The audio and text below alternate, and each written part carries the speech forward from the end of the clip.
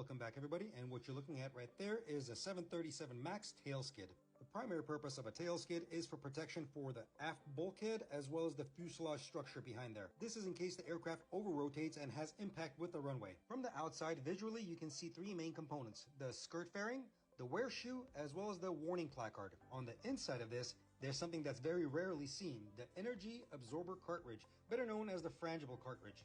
Kind of looks like a filter, doesn't it? But it's not. Composition of the unit is quite simple. It's a crushable cartridge core assembly in an aluminum honeycomb cylinder with a hollow center.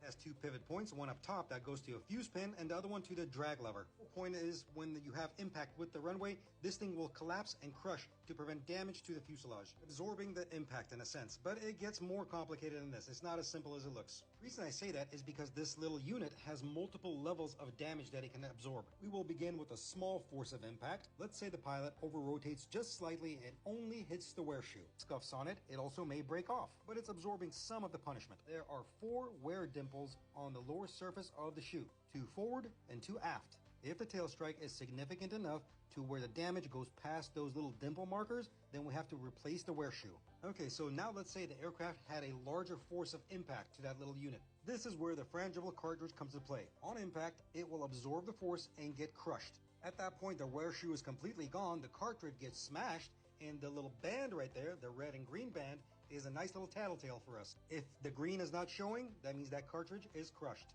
At this point, maintenance will be replacing the wear shoe as well as the cartridge. And in case the skirt fairing got damaged, we can replace that as well. But it doesn't end there.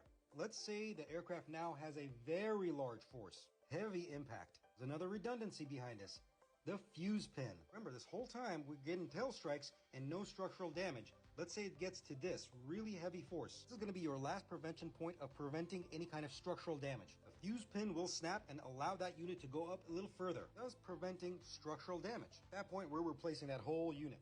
And finally, if you got pilots that think they're Maverick and they think their 737 can V1 rotate like a F-14, you end up with this. I'm just joking, guys. Sometimes it's wind conditions that cause it. But this is what it looks like when you have massive structural damage at this point. Notice the whole unit is collapsed, completely gone. The shoe is broken off. At this point, maintenance takes over and lots of overtime. Pretty much all aircraft that have tail skids function just like this. That's about it for this segment. Hope you guys enjoyed it. I'll see you on the next one. Later!